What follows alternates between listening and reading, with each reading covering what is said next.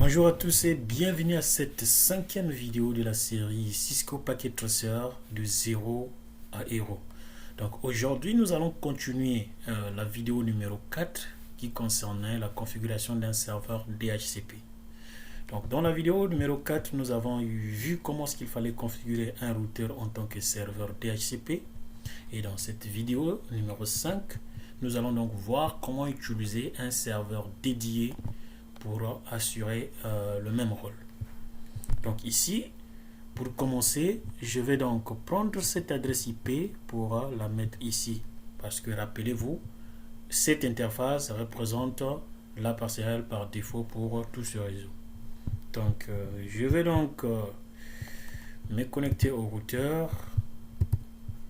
Et voilà. Donc ici, ce que je vais faire, c'est non.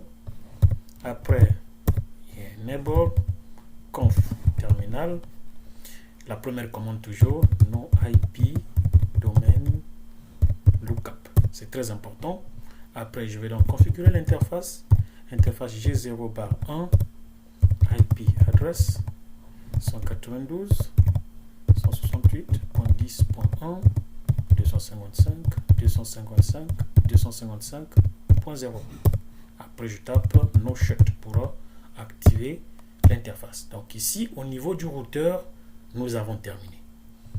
Donc face à la configuration de notre serveur. Donc au niveau du serveur, je vais donc cliquer ici. Je vais donc ici. Donc là. Donc la première des choses que je vais faire, c'est d'abord attribuer une adresse IP de façon statique au niveau de notre serveur.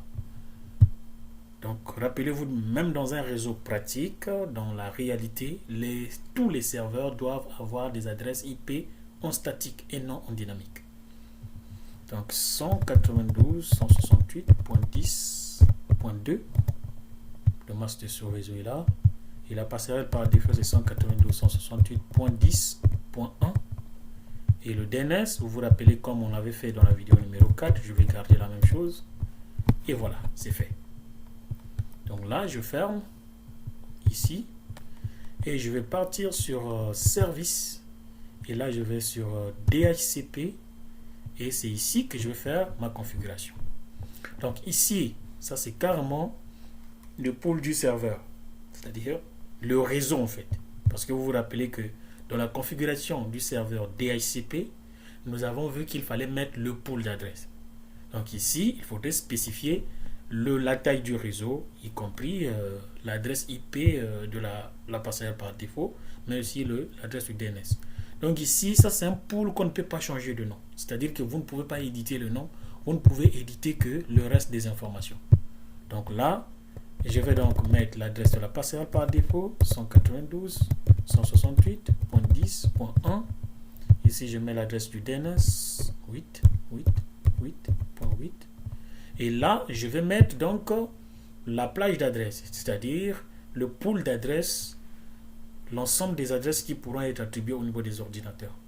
Comme nous l'avons vu dans la vidéo numéro 4, nous avons exclu deux adresses. La première adresse, c'était l'adresse de ce routeur, donc cette adresse. Et la deuxième adresse, c'est donc cette adresse qu'on avait exclue dans la vidéo numéro 4, bien que cette adresse n'était pas utilisée. Donc là, étant donné que cette adresse a été attribuée au niveau de ce serveur et que cette adresse a été attribuée au niveau de l'interface du routeur, donc dans notre pool, nous devons exclure les deux adresses.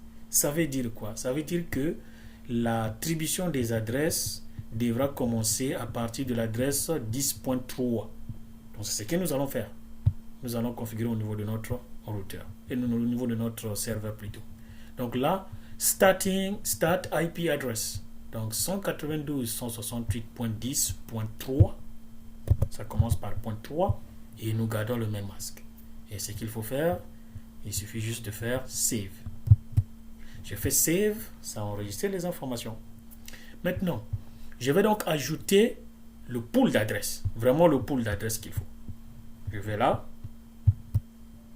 Désolé.